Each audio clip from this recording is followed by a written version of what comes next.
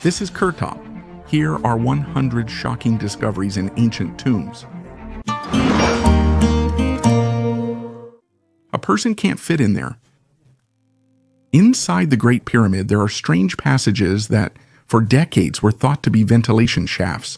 But the problem is, neither air nor a person could pass through them.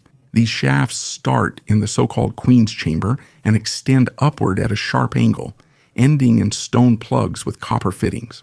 At first, they weren't even taken seriously, but then a robot was sent in there. In 1993, engineer Rudolf Gintenbrink designed a mechanism that was able to crawl inside. It moved along the smooth walls as if the shaft had been specially polished. At the end of its path, the robot came across a stone slab with two pins that looked like door handles. Something seemed hidden behind it, but it was quickly recalled. The archaeologists stayed silent. Egyptian authorities denied permission for a second attempt, and Gintenbrink was removed from the project. The second robot, launched later, made a tiny hole, and behind it was another chamber. It's unclear whether it was empty or if no one wants to say what was found inside. No one could have used these shafts while alive. They're too narrow, but they're perfect for storing something that was meant to remain untouched. Archaeologists discovered the tomb of an unknown pharaoh near Abydos, Egypt. The tomb, about 3,600 years old, is buried 7 meters deep in the ancient necropolis called the Mountain of Anubis. The tomb turned out to be almost empty. Most likely it was looted back in ancient times. The pharaoh's name was inscribed on the plaster at the entrance, but it hasn't survived to today. Scientists suggest that it could be one of the lesser-known rulers. For example, Sineba or Pentageni, who are mentioned in other sources, but their tombs have not been found yet. The tomb dates back to the Second Intermediate Period, a difficult time in Egypt's history when the country was divided into several kingdoms and was in political chaos. One of these regional kingdoms was the Abydos dynasty, whose representatives may have been buried in this area. Interestingly, the new tomb is built within the earlier, more influential pharaoh, Neferhotep-Rit's complex. Architecturally, it resembles both Middle Kingdom and later tombs. 19 old tombs. Archaeologists in Badul, southern Italy, discovered 19 ancient tombs from the late 4th century before Christ. The discovery was made after the authorities uncovered illegal construction work in the area. Various artifacts were found in the tombs, shedding light on the cultural and historical heritage of the Campania region. Most burials use the Cappuccino style, with ceramic tile roofs and walls shaped like a pediment. In some graves, the deceased were buried in pits with large stones marking the head. The burial inventory included black glazed ceramic vessels and vases depicting women, probably made by craftsmen from Lucania. The grave, with a silver coin from Taranto, dated 380s, 325 before Christ, was especially notable. The coin depicts Athena and Heracles, which indicates the region's connections with the Greek world. A slab was also found with a rough engraving of a horseman ready to throw a spear. This drawing likely shows the deceased's high status and military background. Carved stone spheres. A Neolithic settlement in Scotland became the site of a unique discovery. Hundreds of perfectly polished stone spheres decorated with spirals and concentric circles. These artifacts, dated to the 4th-3rd millennia before Christ, impress with their high level of stone craftsmanship. The spheres are made from various types of rock, from fragile sandstone to durable granite, and display a meticulousness that was clearly not intended for utilitarian purposes. One theory suggests that the spheres could have been projectiles for a sling, but this is unlikely due to the great effort invested in their creation. Another hypothesis is that they were used as weights for scales. However, the range of shapes and decorations also raises doubts about this theory. Some researchers tend to believe that the spheres had ritual significance. The ornaments could have been symbolic, and the spheres themselves were used in cult rituals. However, there is still not enough evidence to support this theory, and the Scottish stone spheres remain one of the most intriguing mysteries of the European Neolithic. These mysterious artifacts continue to spark interest and debate among archaeologists, highlighting the richness and complexity of Neolithic culture. An underground chamber beneath the pyramids. Scientists from Japan and Egypt conducted a study of the giant necropolis in Giza, and their attention was drawn to a site in the Western Cemetery. Members of the ruling family and high-ranking officials were buried here. The burials were in tombs with flat roofs, arranged in a row. There is an open area between them that had not been studied before. Japanese and Egyptian scientists examined it using ground-penetrating radar and electrical tomography, which allowed them to look inside without excavating. The scan showed that at a depth of 0.5 meter to 2 meters, there is an L-shaped structure about 10 by 10 meters in size. The study's author believes this is artificial, not natural, because of its regular shape and location. Researchers suggest that this structure may be part of a deeper formation. At a depth of 5 to 10 meters, the instruments also detected an anomaly indicating heterogeneity in the rock. This could be another tomb or a chamber with artifacts. A large void above the Grand Gallery. In 2017, the world was shaken by the news. An unknown chamber was discovered inside the Great Pyramid using muon tomography. It is located directly above the Grand Gallery and is comparable to it in size, about 30 meters long. This isn't just a crack or technical gap, it's a true empty space, seamlessly part of the architecture. What's strangest is it's totally isolated. No entrance, exit, access, or attempts to open it. The scientists from the Scam Pyramids project call this discovery the Great Void. They emphasize that they don't know what's inside. It could be a hidden room, a ritual space, or a secret corridor, but something is holding back further research. It's been more than 7 years, and no one has drilled through the wall, sent in a drone, or uncovered the secret. There is a theory that inside there might be something that would overturn our understanding of when it was built, or about the purpose of the pyramid itself, or about its creators, who were much older than Egypt. That's a frightening prospect. Because if the Great Void is a sealed capsule of knowledge, then everything we know about the pharaohs might just be a cover story, and the text is still locked inside. There was life on Mars. There's evidence.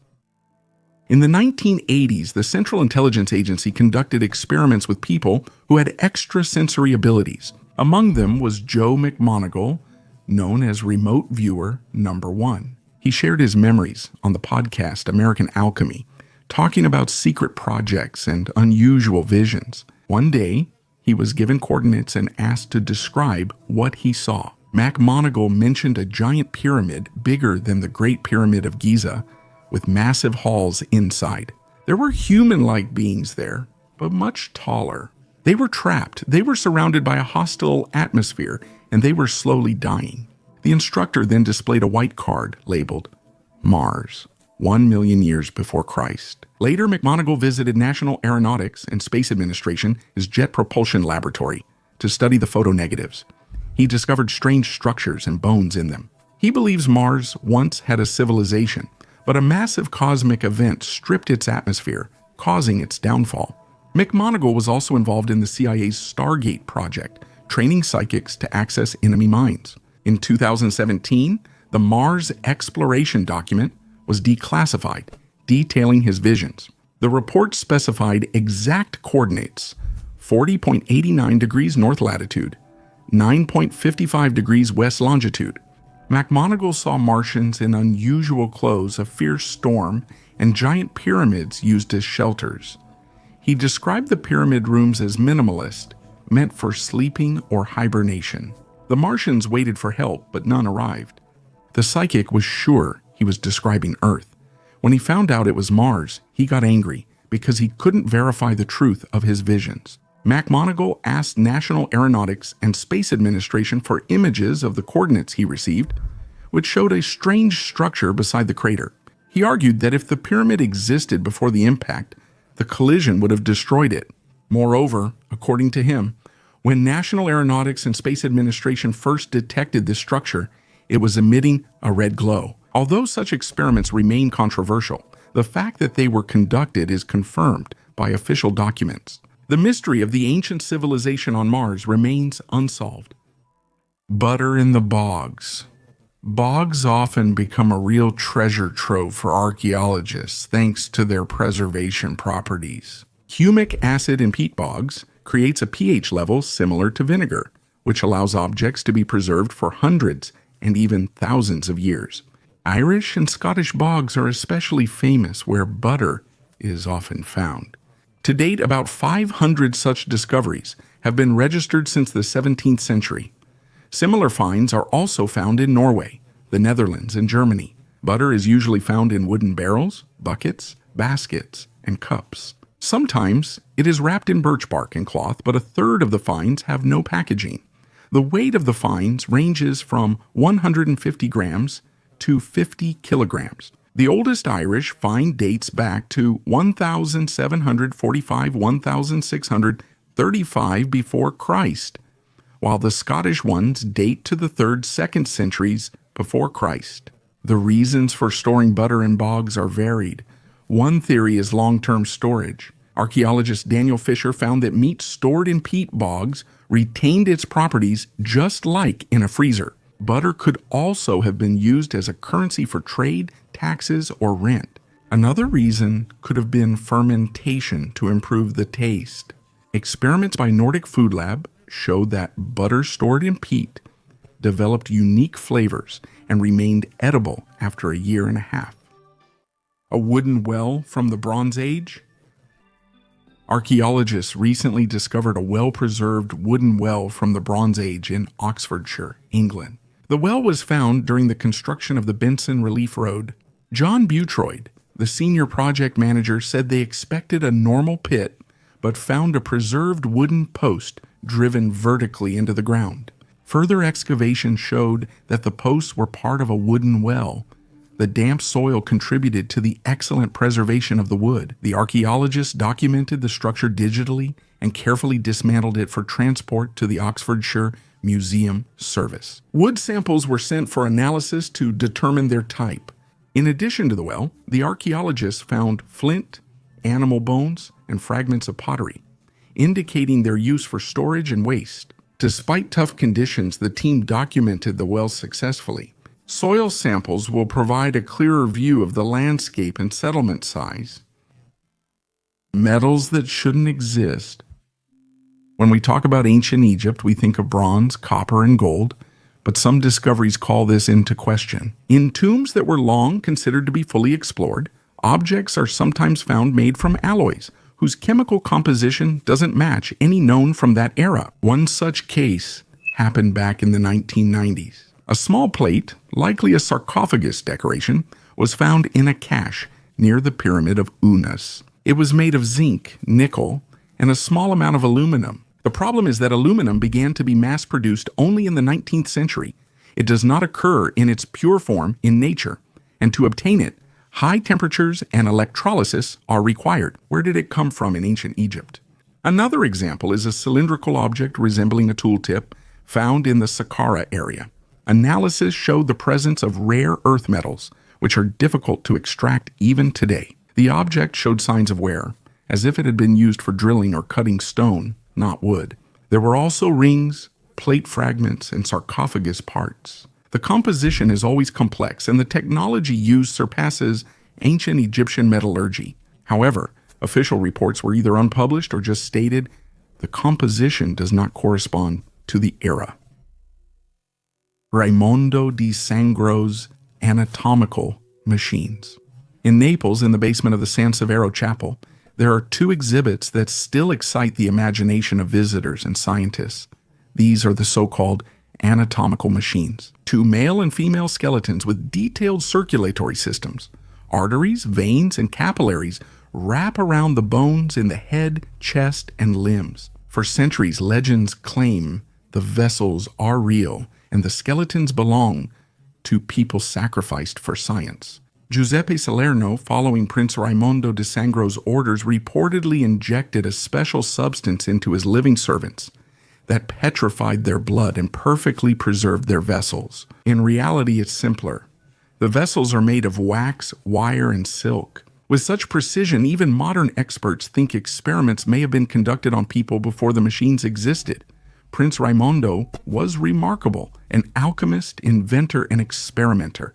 He made fireworks like architectural landscapes, forged jewelry, and reportedly invented an eternal flame that burned 3 months. Once, next to the female skeleton, there was a third skeleton of a fetus connected to the placenta. But in the 1990s, it was stolen. The anatomical machines continue to amaze and frighten people, which seems to have been their purpose.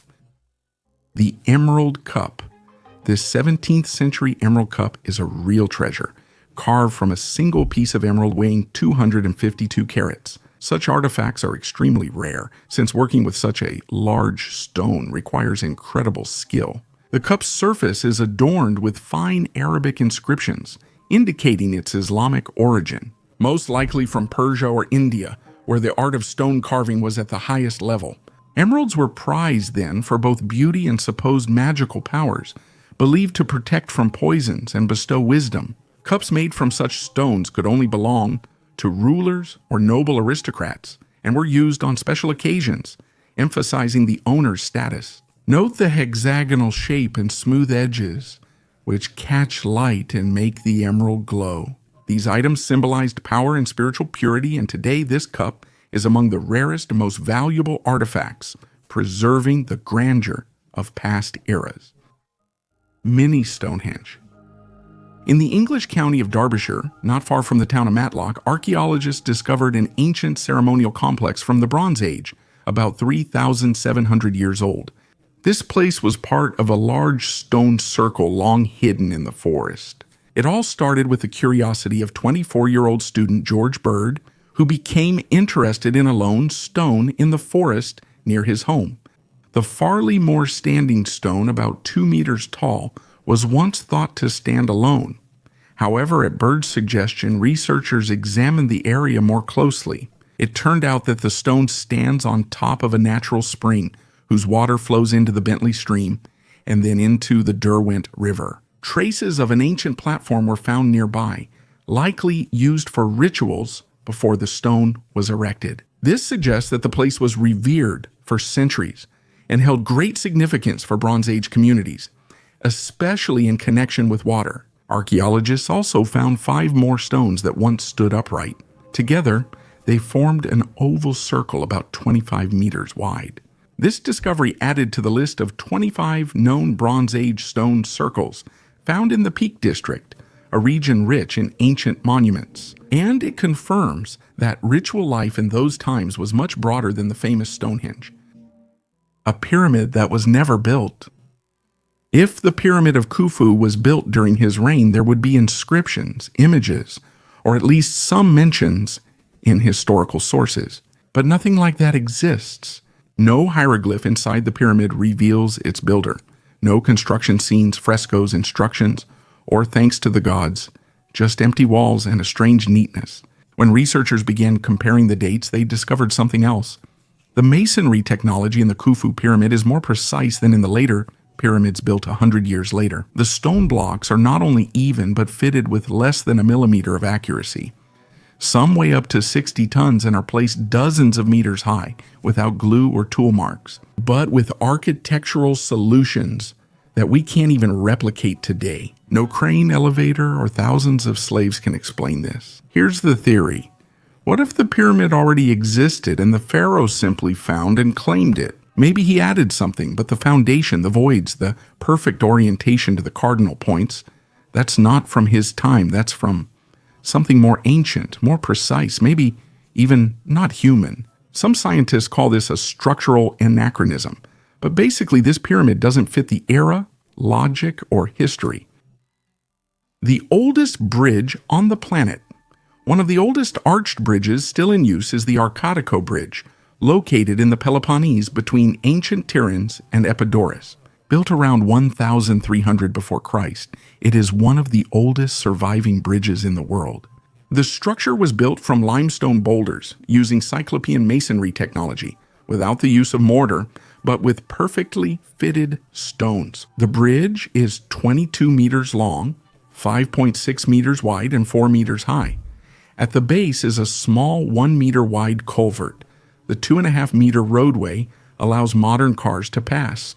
Originally, the bridge was built for chariots, as traces on the stones show. Archaeology is one of 4 Mycenaean bridges preserved along the ancient road. A kilometer away is the Petrojaphiri Bridge, which is slightly higher in construction, but is also still in use today. Another preserved Mycenaean bridge stands in Lykotripi, northern Argolis. It was part of a significant Bronze Age road, once used by chariots that left curb-like guides. These bridges are unique for their age and because they still function after over 3,000 years.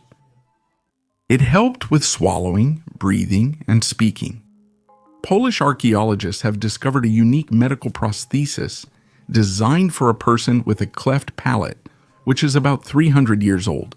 This defect occurs when the roof of the mouth does not close properly during development, and nowadays it can be corrected surgically. But 3 centuries ago, people needed other solutions.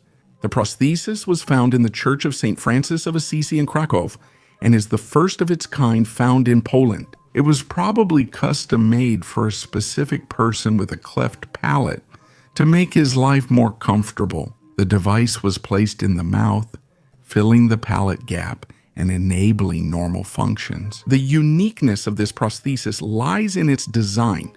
It consists of 2 parts, a metal plate that serves as the hard chat palate and a woolen pad for a snug fit in the mouth.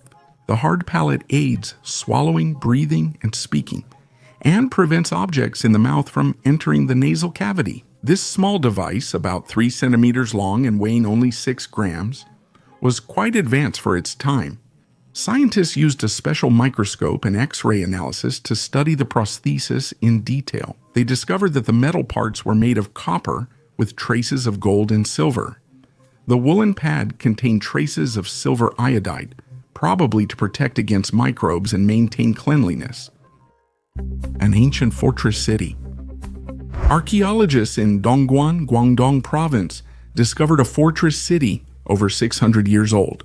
The discovery sheds light on the defensive systems of the South China Sea during the Ming Dynasty. The excavations uncovered massive fortress walls about 100 meters long and 7.6 meters thick, along with remains of roads, drains, foundations, and wells. The total research area covered 3,000 square meters, making the project the largest in the region in recent years. The fortress was the province's primary defense against sea invasions. Scientists plan to restore the layout of the city and create an archaeological park to better understand the military architecture of that time. Meanwhile, on Mount Helen in the Yinchuan area, archaeologists found an ancient porcelain production center about 1,000 years old.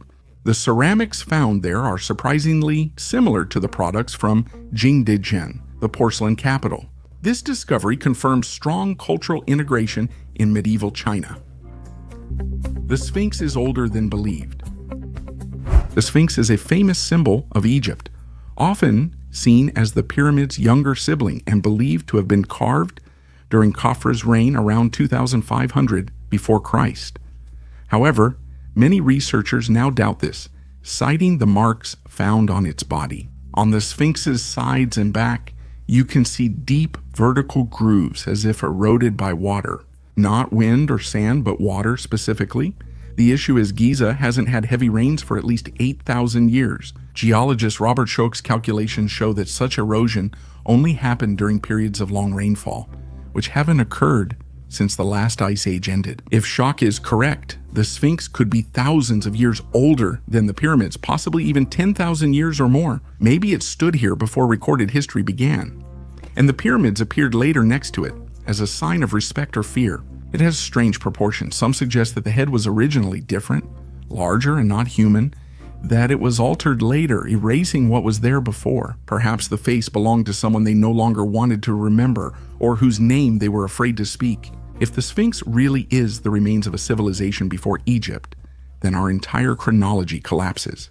Because then Egypt is not the beginning, but only a continuation. Mysterious clay spheres. In Turkmenistan's Karakum Desert, archaeologists have resumed excavating Gonardepi and discovered something unusual. After a 3-year break caused by the pandemic, scientists have returned to studying this important Bronze Age site. Gonardepi is the ancient center of the mysterious land of Margiana, which existed about 4,000 years ago. One of the most unexpected finds was clay balls with pieces of pottery stuck into them. The balls were arranged in a certain order and apparently were used in rituals. Nothing like this had been found here before. Strange cone-shaped mineral objects with glaze were also found. They may have had ritual or divinatory purposes. Interestingly, similar objects have been found across a wide area from the Aman Gulf to India and Western Turkey. This supports the idea of a Central Asian interaction sphere, where various cultures actively exchanged knowledge, traditions, and technologies. The tomb that is never opened. Everyone knows about the Sphinx, but almost no one knows that there is probably a cavity beneath it, sealed off and even partially concreted. Back in the 1990s, geophysicist Thomas Debetsky conducted acoustic sounding of the plateau. An anomaly was discovered under the Sphinx's front paws, an empty chamber with clear rectangular edges. It couldn't have been a natural formation. It was a room or a tomb or something else. This news rocked the world of alternative archaeology. The claims went even further. Ancient Egyptian texts allegedly mention a hall of records where God's knowledge was stored before the flood, and it could be right there under the Sphinx.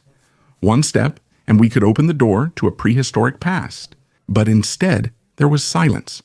The Egyptian authorities did not grant permission for excavations. The site was declared closed for research. Moreover, according to unconfirmed reports, the shaft at the base of the Sphinx was filled with concrete, just like that, without any explanation. Why? It's unclear. Perhaps not because there's nothing there, but because they know exactly what is there.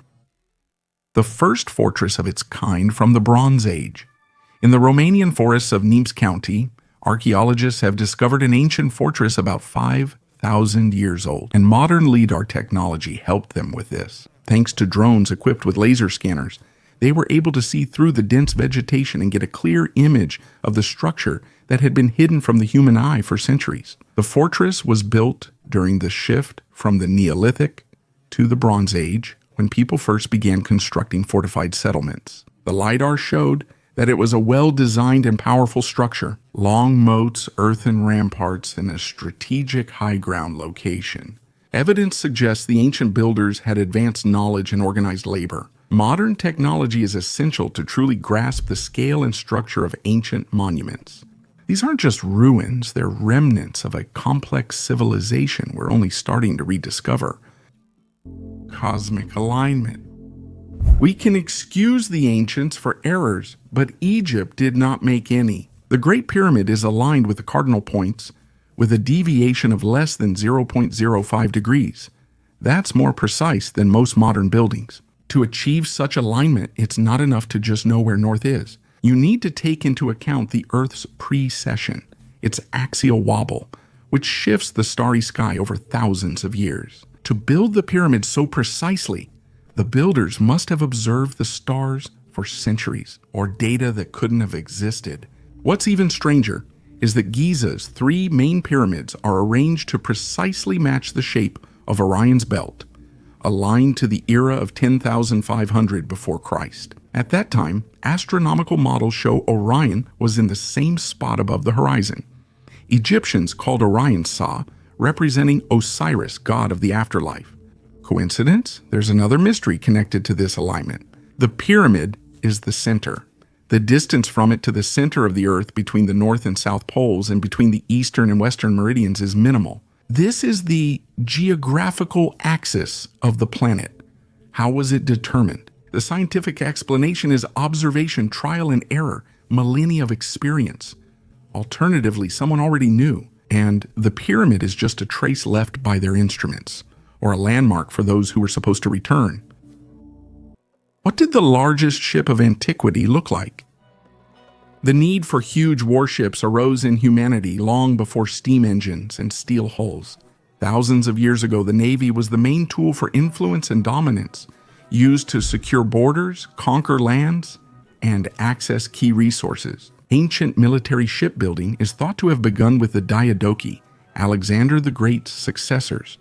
They were the first to build real war giants like the Polieri and Tessera Cantor, which were comparable in scale to modern battleships. One of the most impressive ships of antiquity was the Egyptian Tessera Cantor, built in the 3rd century before Christ by order of King Ptolemy IV Philopator. It was a floating fortress, 130 meters long and 22 meters high. The vessel could hold about 4,000 rowers, not counting the crew, marines, and supplies.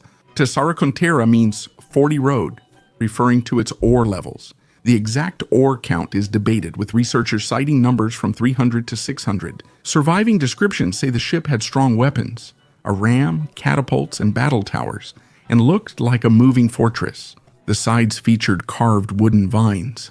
The stern showed painted crocodiles and mythical creatures, and the bow was topped with a 5-meter Aiolos figure, Lord of the Winds. Inside there were halls, statues, libraries, and reportedly stables. All this spoke more of a monument than of practical military necessity. The Tessaracontera was more symbolic of power than an effective ship. Because of its size, it lacked proper maneuverability and couldn't even go out to sea on its own. It was towed by rowboats.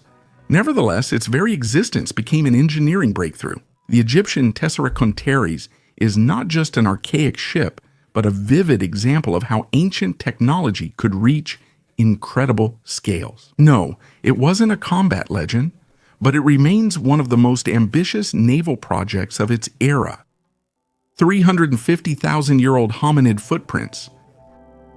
In Caserta, Italy, near the extinct Roccamonfina volcano, lies Ciampate del Diavolo, or the Devil's Footprints. Ancient tracks on hardened lava here are believed by locals to be evidence of demons. They believed only evil forces could walk on the scorching surface. In 2003, archaeologists led by Professor Paolo Mietto from the University of Padua proved these are Homo heidelbergensis footprints, ancient Neanderthal ancestors. Sapiens, who lived 350,000 years ago, were part of a group of 3 descending a steep, still warm lava slope, likely fleeing an eruption. The first footprints make a Z-shaped path showing careful movement. The second section winds and shows clear slips. The third path is more direct. Nearby, animal tracks, maybe a wolf or large dog, are visible. In some spots, handprints from a fall remain. Scientists found 56 footprints, about 20 centimeters long, matching a size 36 shoe. They estimate these people were around 1.55 meters tall. The footprints were preserved thanks to volcanic ash and were later uncovered by erosion. These are some of the oldest footprints found outside Africa. However, their value lies not only in their age, but also in their exceptionally rare level of detail. Usually hominid footprints are found on flat surfaces, but here you can see movement, haste, and a struggle with the terrain. This place has become the pride of the region and a unique testament to the life of ancient humans. One of the oldest books, the Crosby-Schoyen Codex, a rare manuscript that revolutionized the study of Christianity, was sold on June 11, 2024 at Christie's auction in London for almost $3.9 million. This codex, created in the mid-4th century in Egypt, contains biblical and other early Christian texts, which makes it unique for the study of the history of Christianity. The codex was found, along with more than 20 other manuscripts, near Dishna, Egypt in 1952. These documents are known as the Bodmer Papyri, named after the Swiss collector Martin Bodmer. The codex includes 5 early Christian texts in the Coptic language, among which are the earliest known texts of the Book of Jonah and the first epistle of Peter. These texts are important for understanding early Christian literature and culture. The Codex marks an early shift from scrolls to books. The Codex has 104 papyrus pages, once sewn together but now stored under protective plexiglass. This transitional period is important for the history of writing and books, as it demonstrates the evolution of writing technologies. The Codex was copied by the same scribe, probably an Egyptian monk, in the 3rd century AD. He used a freshly cut reed as a pen. The preservation of the Codex is explained by the dry climate of Egypt, which allowed it to survive for more than 1,700 years. The dark history of ancient columns. Sweden is a harsh country, and even against that backdrop, there are especially mesmerizingly grim places. One of these is a trio of stone pillars on Gallo Hill in the nature reserve north of Visby. This place claims to be the only surviving medieval execution site in Europe. The Galberg Gallows, located on top of a small hill in the municipality of Visby, is a creepy but historically important site, one of the few that have survived since the Middle Ages. Built in the 13th century, it executed local criminals. Tall stone pillars, surrounded by a low stone wall, supported wooden beams on which the condemned were hung by ropes or hooks. The gallows was visible from the sea, serving as a warning of the harsh consequences awaiting criminals. Archaeological excavations near the gallows uncovered about 300 executed bodies. Some of the bodies were found in wooden coffins, which was a luxury, and indicated that these people belonged to the upper class. This shows that not only robbers and poor people were executed here, but also members of the elite. 3 missing artifacts. In 1872, engineer Wayman Dixon descended into a narrow passage in the Great Pyramid, unexpectedly uncovering one of Egypt's strangest mysteries. From a narrow ventilation shaft just inches wide, he retrieved 3 items: a stone ball, a copper hook, and a piece of cedar wood. They all seem primitive, but that's exactly what raises questions. Why were such things hidden in a hard-to-reach shaft? Who put them there, and how? These finds, later known as the Dixon Relics, were immediately surrounded by myths. The stone is perfectly smooth, as if carved. The hook has an odd shape, resembling a tool more than a relic. But the wooden fragment became the most mysterious part of the story. After being transferred to Edinburgh, it disappeared, simply vanished for decades. The piece of wood was only accidentally found in the 2020s in a forgotten box. Analysis showed it was over 5,000 years old, possibly older than the pyramid itself. Why is this hardly ever mentioned? Why is no one in a hurry to investigate further? These 3 objects aren't the key to the sarcophagus, but to something older and more terrifying, a secret the pyramid still hides. The Sword of Islam. This sword, known as the Sword of Islam, was created as a symbolic ceremonial weapon and was presented to Benito Mussolini in 1937 in Tripoli. The goal was to demonstrate the support of his regime by the Muslims of Libya, which was then under Italian control. Mussolini readily accepted this gift and even used it in propaganda, presenting himself as a defender of Islam, a move to boost Italy's influence in North Africa and the Middle East. The sword was distinguished by its luxurious design. Inlay, intricate engraving, and oriental motifs emphasized its status not as a weapon, but as a political symbol. However, the fate of this sword turned out to be dramatic. In July 1943, when Mussolini's Rocca delle Camminate residence was destroyed and looted by Italian resistance fighters, the sword vanished without a trace. It is still unknown whether it was destroyed, hidden, or taken away. The Sword of Islam stands out in history as a rare case of a weapon used not for war, but as a tool of ideology, and as an artifact that disappeared along with the fall of the regime that tried to use it to hold on to power. An unusual soldier's burial. In Spain, archaeologists made a sensational discovery. During the excavations at the site of an ancient fortress in Almendralejo, a burial was found that likely belonged to a Roman soldier. The remains were discovered in a single grave located next to the fortress's defensive ditch, which is about 4,900 years old. The man was likely a Roman soldier, estimated to be 25 to 35 years old. The burial is unusual. The soldier was face down, with a fully preserved Roman dagger, pugio, in its sheath on his back. The pugio dates to the late 1st century before Christ and aids in establishing the burial's chronology. The burial is unique because the pugio was intentionally placed on the deceased's back, possibly symbolizing army affiliation, low social status, or a dishonorable burial. It is important to note that such a practice was rare for that time. The soldier's skeleton was nearly complete except for the missing legs. The cause of death and the body's unusual position and severed limbs remain a mystery to archaeologists. Archaeologists found fire traces and arrows, indicating the settlement was violently destroyed.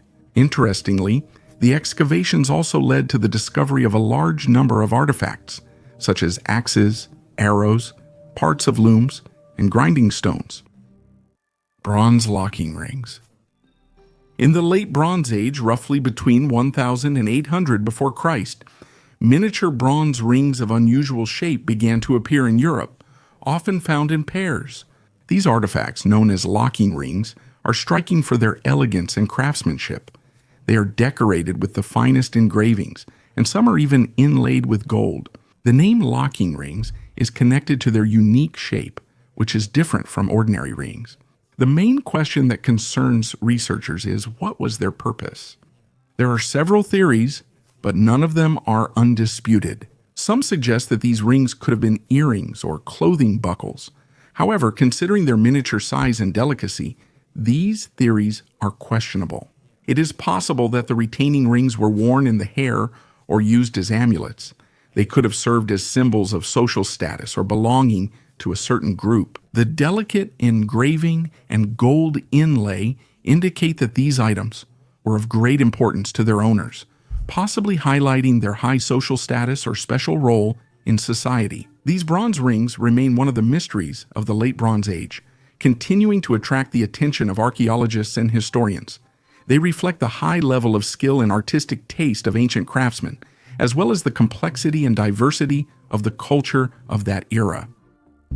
Laser cutting. Standing beside the Egyptian megaliths, the sheer scale is immediately striking. But if you look closely, it's not the size, but the precision that amazes you even more. Some stone blocks in the temples of Osiris at Abydos and the Serapeum's underground gallery are crafted so precisely that even modern lasers would be envious. Right angles, smooth surfaces, and evenly spaced circular drill marks, as if made by a computer-controlled machine. In Saqqara, massive pink granite boxes weigh over 70 tons each. They are not only perfectly polished, but also have a mirror-like interior and a 90-degree angle. Try to replicate that by hand using copper tools. Even today's diamond blades can't achieve that without significant fine-tuning. But this was done 4,000 years ago or even earlier. Some Giza blocks have both convex and concave surfaces, fitting so tightly without mortar that the gap is thinner than a razor blade. How did they work them if copper can't cut granite? What did the Egyptians use to cut? There are theories: vibration tech, sound cutting, and unknown melting. They seem like science fiction, but the polished stone surface is real and exists. A 2,500-year-old helmet and Dacian treasures. This golden helmet is one of the most famous artifacts of Dacian culture, dating to around 450 before Christ. Known as the Kotsophanesti helmet, it is regarded as both an ancient jewelry masterpiece and a symbol of power and ritual strength. Decorated with eyes, snakes, and mythological scenes, it likely belonged to a priest or leader with a sacred role in Dacian society. The helmet seems to gaze at enemies, instilling fear and protecting its owner. On January 25, 2025, this helmet was stolen in a daring robbery. Several unique items, including this helmet and 3 royal Dacian bracelets, were stolen from the Drenthe Museum in Assen, Netherlands, during the Dacia Land of Gold and Silver exhibition. All the items came from the National History Museum of Romania. The loss of these artifacts was a real blow to cultural heritage. A stone with mysterious markings. While clearing his overgrown garden in Coventry, geography teacher Graham Sr. found a stone with mysterious carvings. Intrigued by the discovery, he sent photos to a local archaeologist. Graham was shocked to learn that the marks on the stone were made more than 1,600 years ago, and that the artifact was worthy of being displayed in a museum. The rectangular sandstone was covered with inscriptions made in the Ogham alphabet, which was used in the early Middle Ages mainly for writing in the Irish language. Before the appearance of parchment manuscripts, the Irish used the Ogham system, which consisted of parallel lines carved into stone or wood. Rare examples of such stones provide important information about the early Irish language and culture. Catherine Forsyth, a Celtic studies professor at the University of Glasgow, confirmed this is Ogham script from the 4th to 6th centuries. The stone, measuring 11 centimeters and weighing 139 grams, is inscribed on 3 of its 4 sides. Its purpose remains a mystery, but scholars suggest that it could have been a portable commemorative object. The inscription on the stone consists of 2 parts. The first part contains the name of a person, male Damkiel. The second part is less clear and may indicate a location, but its exact meaning remains unknown. Egyptian relics in Antarctica. This story sounds like fiction, but some sources, including reports from military expeditions during the World War II, point to strange discoveries in the area of Queen Maud Land in Antarctica. These include column fragments said to be covered in hieroglyphs and remnants of stone structures, similar to Egyptian capitals. None of this is officially recognized, and all objects have either vanished or been labeled as natural formations. But the question remains, where did this evidence come from? One theory claims that Antarctica was once ice-free. The 16th century Peary Race map details the continent's coastline under the ice with accuracy only modern cartographers, aided by satellites, have matched. How did a 1500s cartographer know this? If not, who did he copy? Some alternative researchers think civilizations may have migrated between continents earlier than we currently believe. If Egypt was part of a global network, its traces might be found in unexpected places, where no one is looking. One leaked private report mentioned a fragment of an artifact discovered in an icy cave, a metal of unknown alloy engravings, undeciphered symbols similar to Egyptian ones. But the artifact disappeared, and all members of the expedition signed a non-disclosure agreement. The results shocked the scientists. The long, mysterious mummy kept for years at the University of Warsaw finally got a logical explanation. It was previously believed that this was a man, a priest named Kor Jikuti, who lived in the 1st century before Christ. However, in 2015, Polish researchers decided to perform a computed tomography scan and discovered that it was actually a woman. Moreover, scientists thought that she was pregnant at the time of her death. The scans reportedly reveal fetal bones, a small hand, and a leg. This sparked major scientific interest, as it might have been the first pregnant mummy ever found. Researchers also observed skull deformations on the mysterious lady and suggested aggressive cancer may have caused her death. However, doubts soon arose. Radiologist Sakar Salem from Cairo quickly noted there was no anatomical evidence of a fetus. She logically questioned why the bones vanished while the baby's soft tissues remained. Recently, archaeologist Kamila Bralinskaya and her team re-examined over 1,400 computed tomography scans. 4 independent groups analyzed the data and all agreed there was no pregnancy.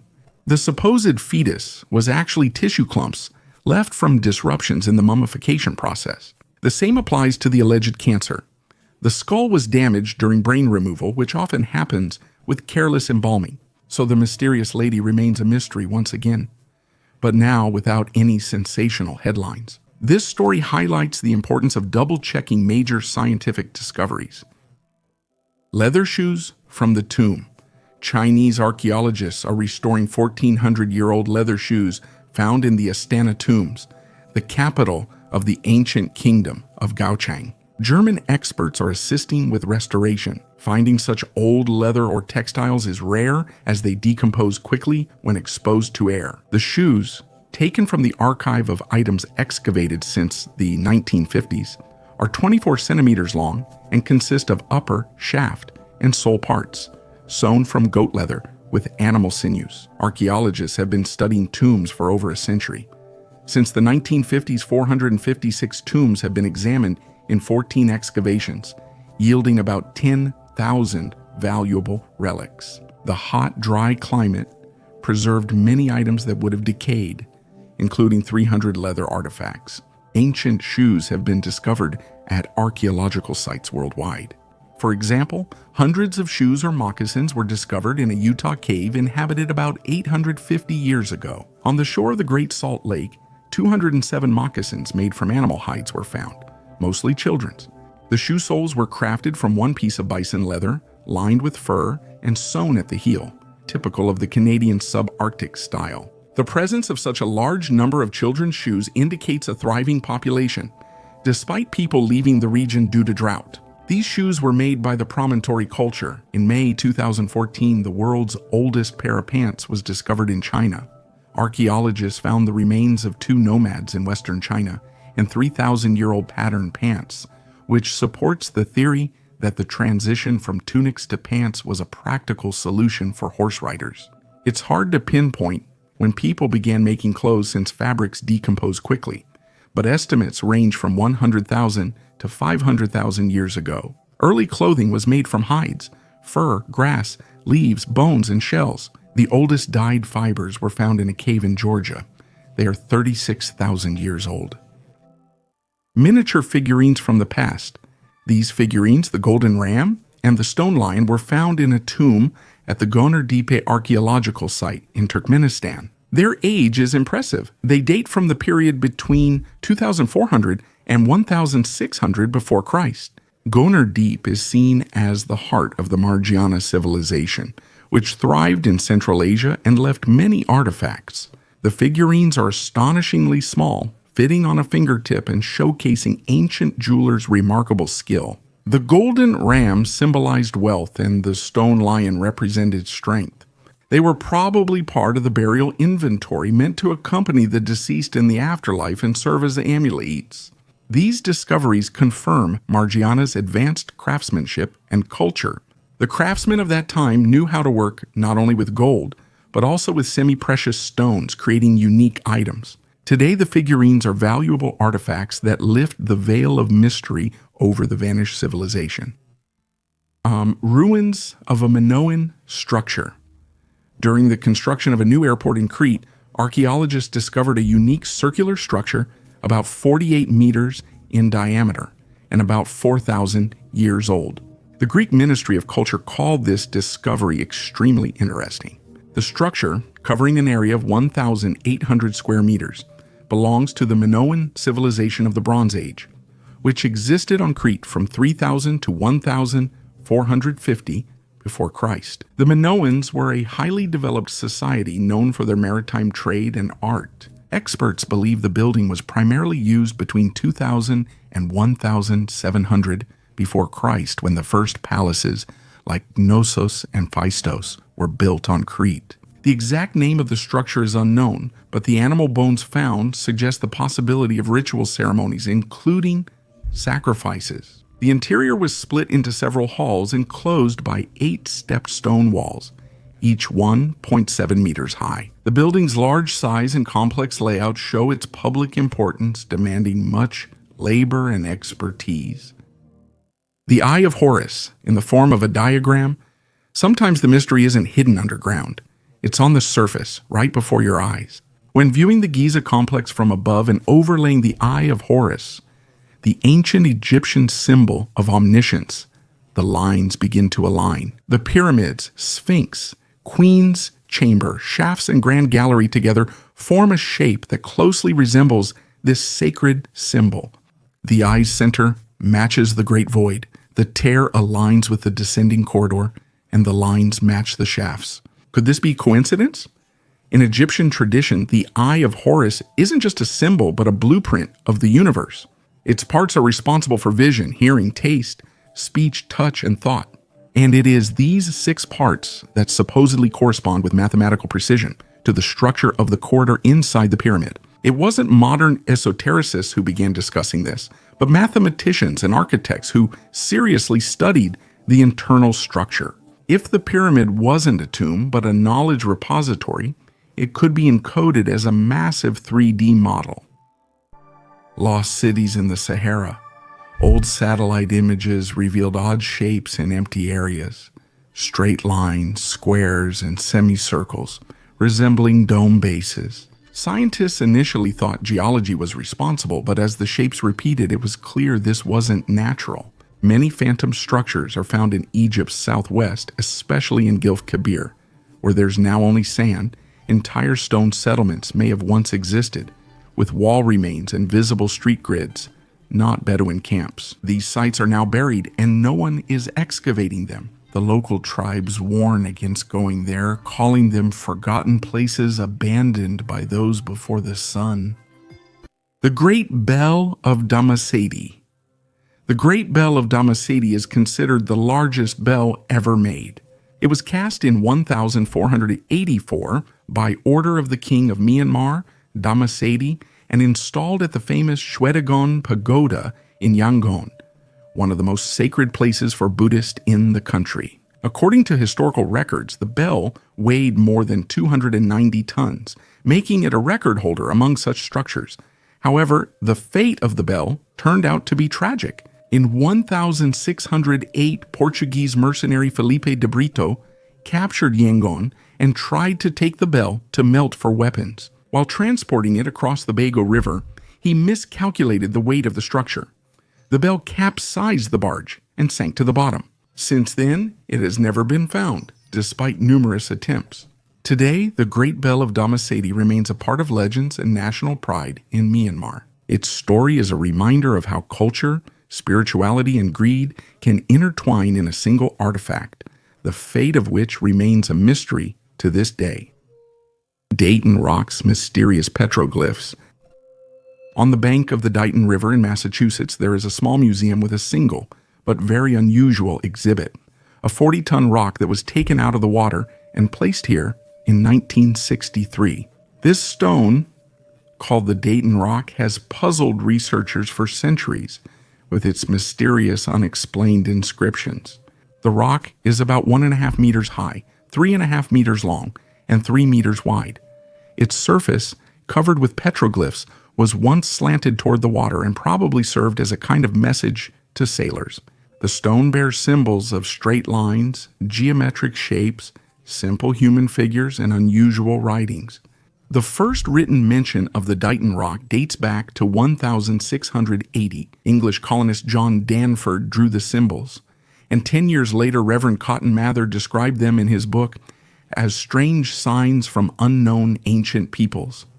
The rock inspired many theories. In 1837, Danish researcher Carl Christian Raffen claimed the inscriptions were made by Vikings and linked to Thorfinn Karlsefni's journey, who, according to Norse sagas, reached North America in the 11th century. His theory caused a sensation, but in 1916, Professor Edmund Delabar from Brown University proved that Raffen had forged the image by adding lines that supported his hypothesis. Delabar proposed a new version, noting the name Miguel Carterial and the date 1511 in the inscriptions. He believes a Portuguese explorer who vanished in America left this message. In 1502, Carterial searched for his missing brother off Newfoundland's coast, but he vanished too.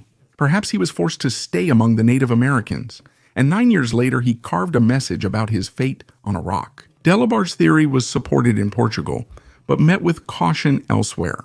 Some think the inscriptions were made by ancient Phoenicians, while others believe they were by Chinese who arrived in America before Columbus. Despite centuries of study, the Dighton Rock remains one of the United States' most mysterious archaeological finds, still inspiring researchers to uncover its true history.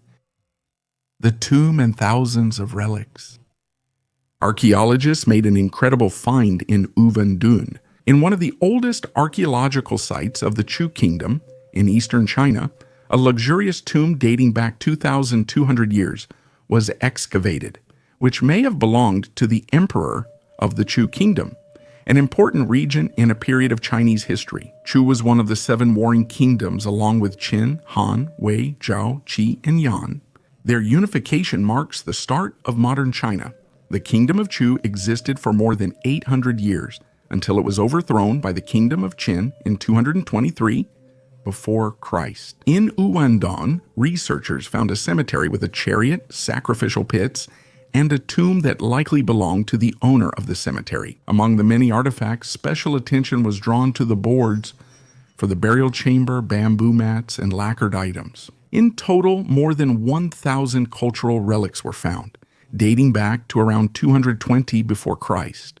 Among them are bronze ritual vessels, musical instruments, lacquered items, and plant remains. The most interesting discovery was the central coffin, with an inscription containing more than 1,000 hieroglyphs. Researchers believe the tomb's size, complexity, and rich contents indicated it belonged to the Chu Kingdom emperor. To preserve the discovered remains, archaeologists worked in a low-oxygen laboratory built at the excavation site. Digital scanning and video recording were used to create 3D models of the tomb. An unprinted map.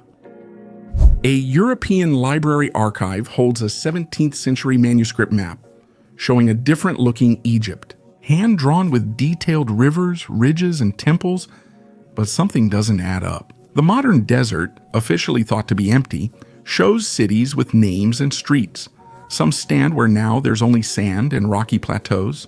When first digitized, researchers believed the author had made errors or fabricated details, but satellite images revealed the truth. There really are outlines that resemble city shapes under the sand. You can't see them from the ground, only from above. Who left this map? Where did they get information that even Napoleon didn't have? One of the names on them matches an ancient Egyptian word meaning the gates of return. Some are convinced that this map is a copy from an even older source, one that has been lost or hidden, and that means someone had information about an Egypt we will never see again. Diamond drills 2,000 years ago. Scientists made an amazing discovery. Ancient craftsmen were already using diamond drills to work hard stones 2,000 years ago. This became clear after analyzing 51 beads from a burial site in Rabat, now Uzbekistan. The burial dates back to the 2nd century before Christ to the 1st century AD. It's linked to the Yeji culture, which existed in historical Bactria. The beads were made of carnelian, agate, and garnet, stones that are difficult to work with, even using modern tools. A study using an electron microscope showed that 41 beads have traces characteristic specifically of diamond drilling.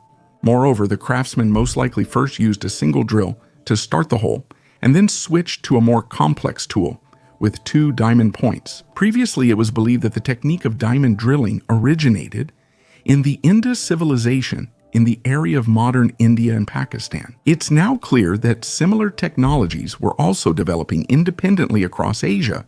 Interestingly, while similar methods exist in Tanzania, Uzbek beads use a unique technique not found elsewhere. The first pharaoh's tomb in 100 years.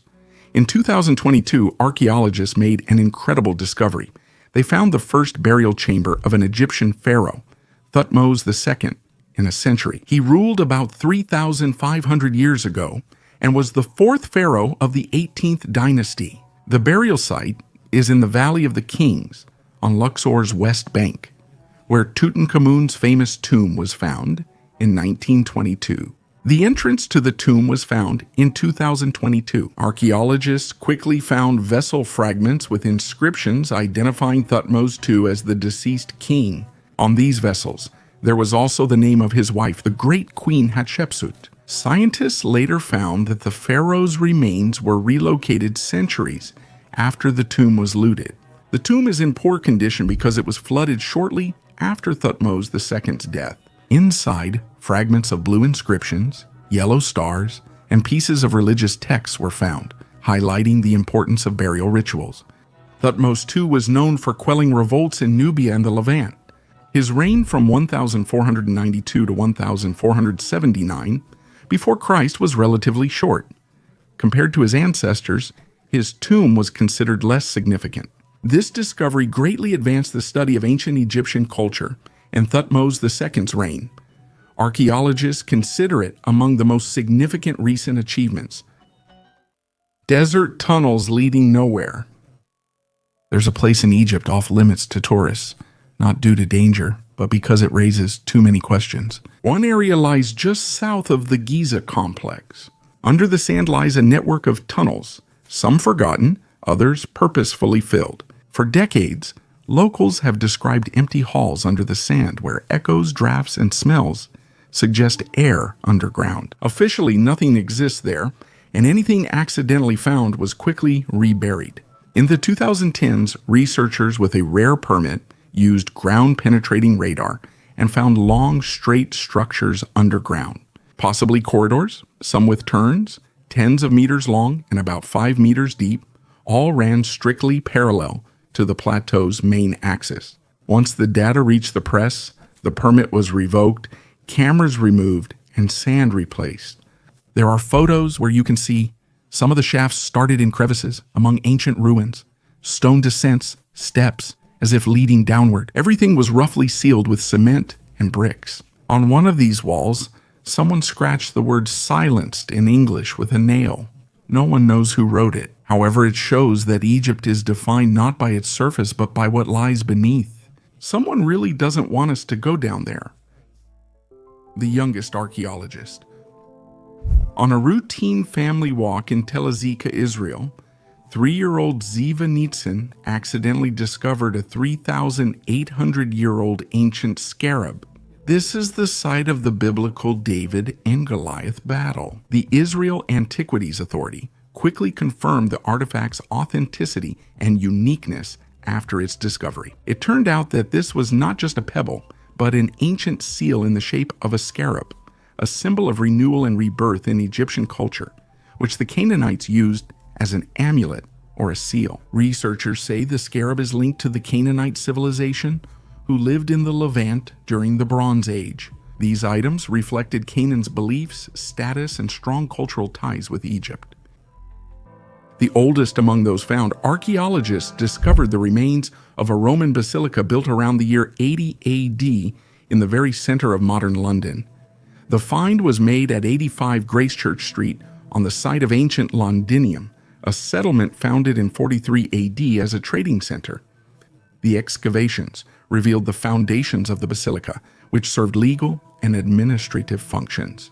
Nearby, they found the forum's remains, the main marketplace and public gathering spot. The walls of the basilica were built from Kentish limestone and formed a structure about 40 by 20 by 12 meters in size. The basilica lasted about 20 years before being replaced by a larger, more magnificent complex north of the Alps. The body of a man who froze to death 400 years ago. In the Alps, archaeologists discovered the body of a man who died about 400 years ago. Researchers think the man, discovered at 3,600 meters above sea level, went into the mountains and froze in bad weather. The man was dressed in rich 17th century clothing, indicating his high social status. He was probably a merchant or a traveler. He was found with over 150 gold coins, weapons, a dagger, sword, and pistol, leather boots, and mule remains. Scientists think the man got lost in the mountains during bad weather and froze to death.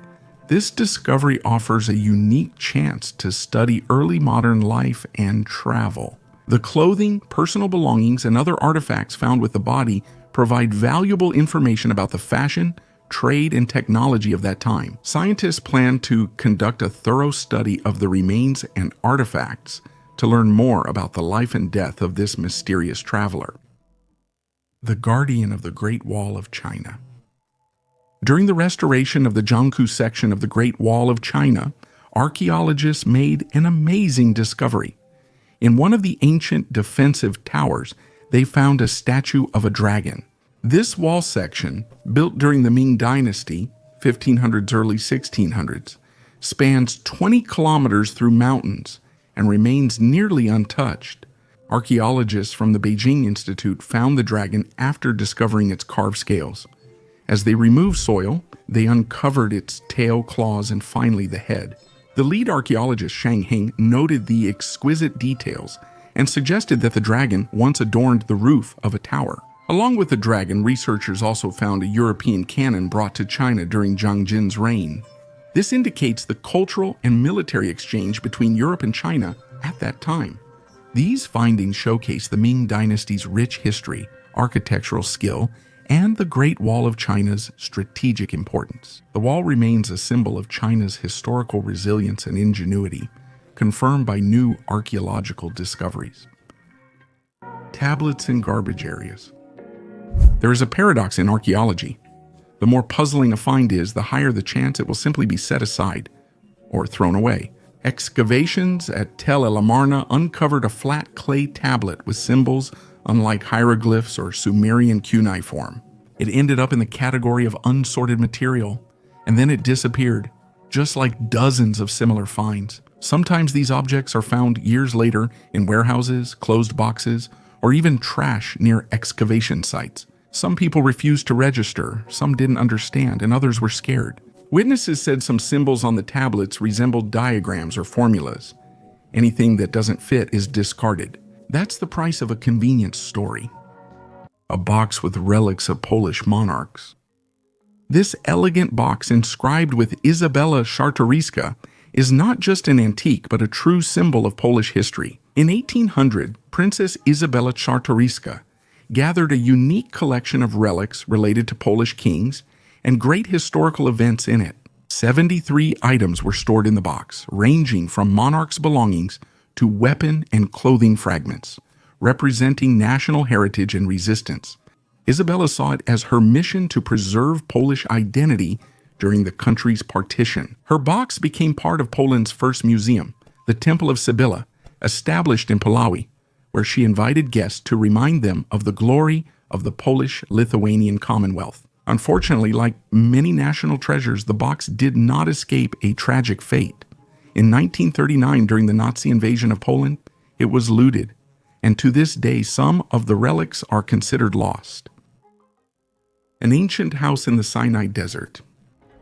In Egypt, archaeologists discovered a structure in the Sinai Desert that is 3,500 years old, identified as a royal rest area. The ruins of this fortified area were found at the Tel Habwa archaeological site. The palace, intended for the rest of the pharaoh and his close associates, was built from mud brick. It was part of fortified complexes built near the eastern gates of Egypt to accommodate troops. Dating has shown that the palace was built during the reign of Pharaoh Thutmose III, who was known for his military campaigns. Ancient Egyptian kings often led military expeditions to the eastern Mediterranean. Egyptian troops used the Sinai Desert as one of their routes. The rest house for the pharaoh was a strategic facility, the center of the fortress, where the ruler and his troops rested. Here, the warriors rested and resupplied before their campaigns. The Tiara of Saitaphernes. For many years, the Louvre proudly displayed a golden tiara that supposedly belonged to the Scythian king Saitaphernes. The artifact's inscription stated it was given to the king by ancient Greek Olbia's inhabitants and appeared credible. Yet beneath its dazzling exterior lay one of archaeology's most infamous hoaxes. The story starts in 1894 in Odessa, when antique dealers, the Gokman brothers, asked jeweler Israel Rukamovsky to craft a Greek-style diadem for their archaeologist friend. Unfamiliar with ancient mythology, Rukamovsky used book illustrations for reference. The half-kilogram masterpiece resembled a real artifact, featuring Iliad scenes, detailed engravings, and a solemn inscription praising the king. The Gokman brothers sold it to the Louvre for a profit, where it sold for 200,000 francs. The deal was made, as people later joked, on April 1st, 1896. However, some archaeologists, especially Adolf Furtwängler, soon questioned the artifact's authenticity. The Louvre, however, blamed the criticism on envy and politics. The truth emerged in 1903 when Rukamovsky discovered his creation was now a museum relic. He went to Paris, recreated part of the diadem himself, and showed it was a modern forgery. The Louvre had no choice but to admit its mistake. The tiara joined the Hall of Fakes, making Rukamovsky famous. His art gained demand, and the tiara incident taught museums worldwide an important lesson. A letter from the future.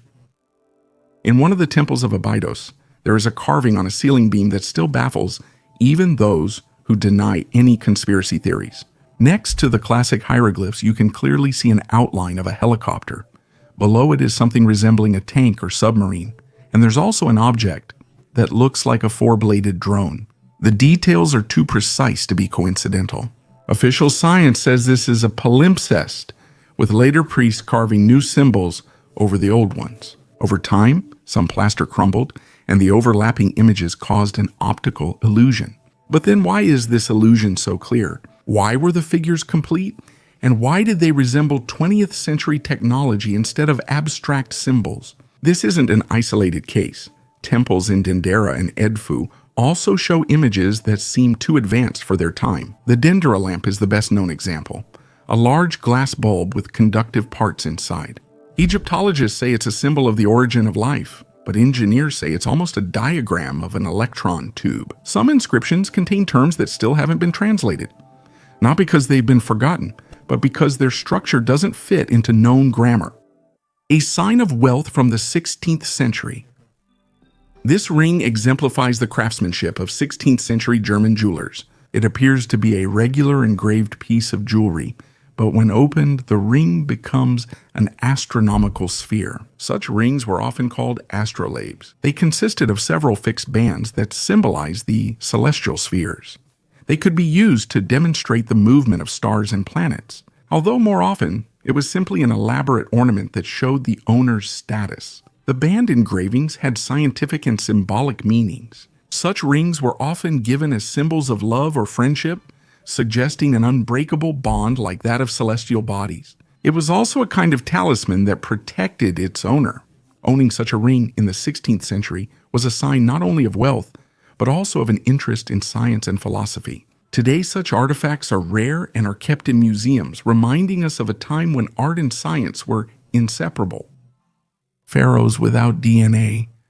You'd think it's the 21st century. We have sequencing technologies, labs, and global scientific teams. A bone can reveal what someone ate, how they died, and their ancestry.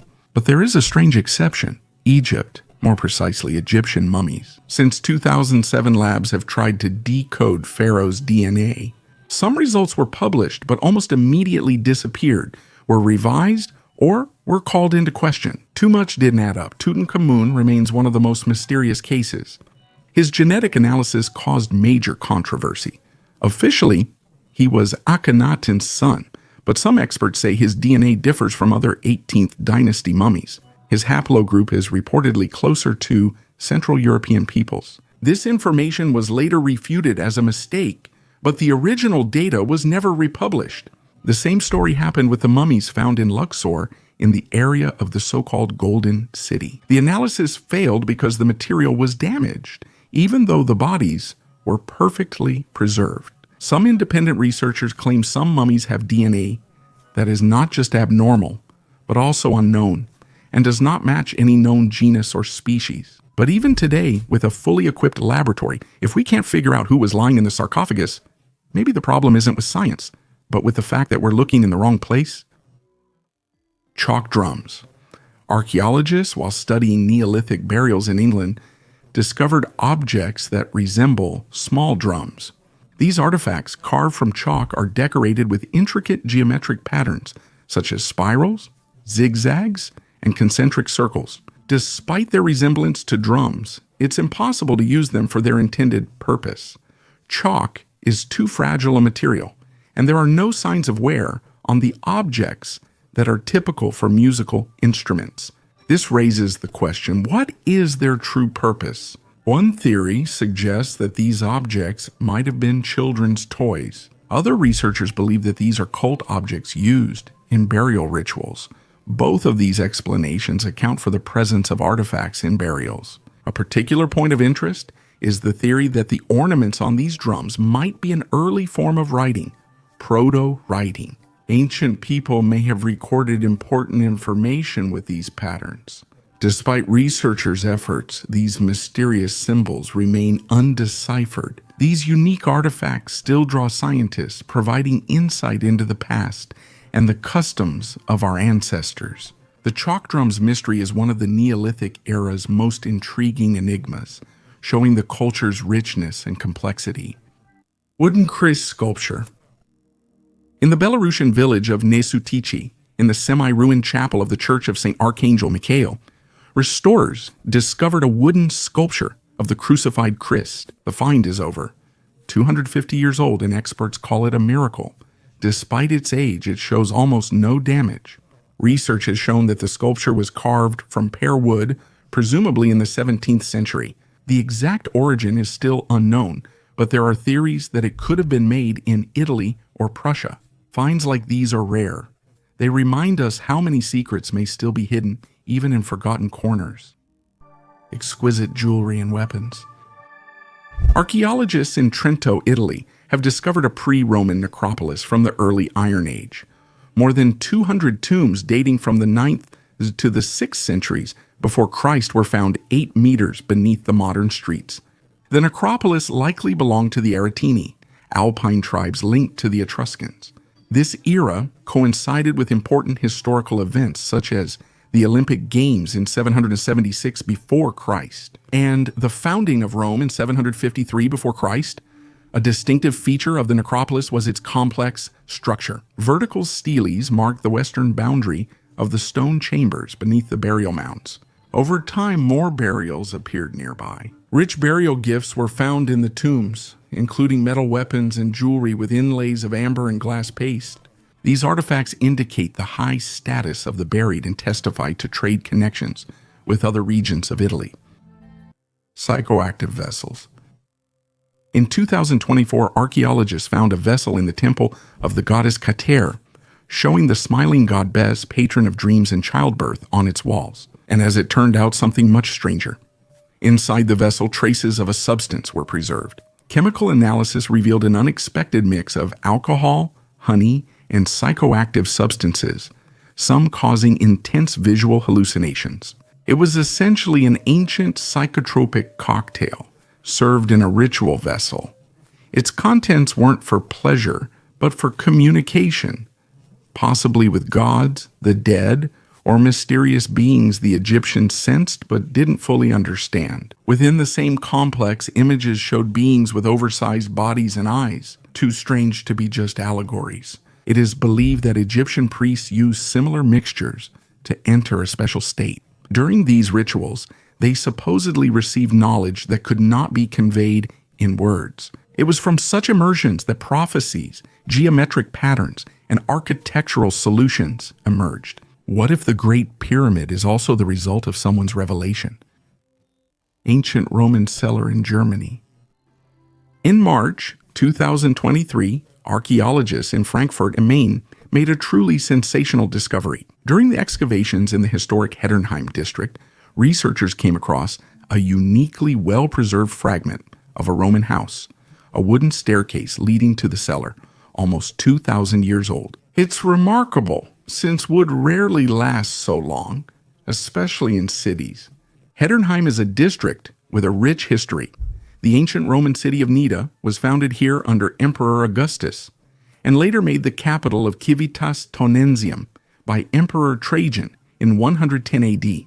The city thrived, reaching 10,000 people, but began to decline in the 3rd century due to Germanic tribe attacks and was eventually abandoned. In the 20th century, most traces of Nida vanished as old houses and cellars were removed during construction. So, finding a wooden staircase and floor in a Roman cellar is truly miraculous. The object was in excellent condition, and the archaeologists decided to preserve it. Ancient Roman chest safe. In 1994 in central Spain, near the ancient Roman temple of Mithras, archaeologists found the ruins of the Villa Casa del Mitreo. Built at the end of the 1st century, it was rebuilt several times until a major fire in the 4th century. Special attention was drawn to a large wooden chest, reinforced with copper and iron plates. In ancient Rome, such chests served as safes for storing valuable items. The chest measures about 3 by 1.5 meters, making it the largest of its kind. Because the chest was badly damaged in a fire, archaeologists in 1994 chose not to extract it, fearing it would be destroyed. The chest was left in place, awaiting better times and technologies for its preservation. This is a common practice in archaeology when the preservation of an artifact cannot be guaranteed. In 2017, thanks to new technologies, the chest was extracted and delivered to the Spanish Institute of Cultural Heritage. Here, it was stabilized and preserved. There is no information about the contents of the chest. Most likely, the owners saved valuable items before the villa was destroyed. The god Bes is among the strangest ancient Egyptian gods, small, bearded, tongue out, sometimes with lion traits or forearms. He didn't resemble other gods. People weren't afraid of him, but they didn't really understand him. His images are often found where people were especially vulnerable, in bedrooms, at the head of the bed, and in birthing houses. And also next to vessels that, as it turns out, contained substances for altering states of consciousness. Some researchers see Bes not as a god, but as a guardian and guide between worlds. He kept evil spirits from entering people during sleep or rituals. But that's not all. Later Greco-Roman magical papyri mention Bes in astral projection spells. One of the texts says, "Summon him, and he will lead you through the fire of the stars." The ancient Egyptians may have believed people could leave their bodies, move around, and gain information. Some call this a lucid dream. Others call it the soul's second breath. Bes was believed to both protect in this state and open the gates. In one depiction, Bes stands in a circle surrounded by 7 beings with long heads and large eyes. They are not Egyptians or gods from the pantheon, as it was written before the Romans. In the Spanish province of Leon, archaeologists made a discovery that could change our understanding of early writing on the Iberian Peninsula. In the ancient settlement of La Peña del Castro, a spindle whorl was discovered, a small object used in weaving, with an inscription engraved in the Celtiberian alphabet. The artifact dates to the 1st century before Christ and is among the earliest and northernmost finds of its kind. Before the Romans arrived, writing was rare here, so the inscription caused a real sensation. Scientists suggest that the text could have been a mark of ownership or had symbolic meaning, for example, indicating the status of the owner. Interestingly, the spindle whorl is made from local talc, which means it was produced locally. It was found in a storeroom, where there were also baskets with seeds, tools, and even remnants of dried meat. All this points to a rather developed way of life and household. This discovery is important evidence that the local cultures were much more complex than previously thought and had already begun to master writing at that time. A manuscript about the childhood of Jesus. Scientists have found and decoded an ancient papyrus with rare records of Jesus Christ's youth. The papyrus, which was found in the Hamburg State and University Library, had gone unnoticed until recently. Experts came across it by chance while analyzing manuscripts. They noticed the name Jesus written sloppily, suggesting the author might have been a student at a school or religious community in Egypt in the 4th or 5th century. The papyrus fragment, measuring 10 by 5 centimeters, contains 13 lines describing a story about how 5-year-old Jesus turns clay sparrows into living birds. This text is part of the Gospel of Thomas, an apocryphal writing that tells about the life of Jesus from the age of 5 to 12. In one episode, Jesus plays by a stream, molding 12 clay sparrows. His father Joseph notices this and scolds his son for working on the Sabbath, the holy day of rest. In response, Jesus commands the clay figures to fly, and they come to life. Deciphering the text was challenging. Researchers gradually decoded the record by comparing the letters with other digitized papyri. The Gospel of Thomas was excluded from the Bible due to doubts about its authenticity.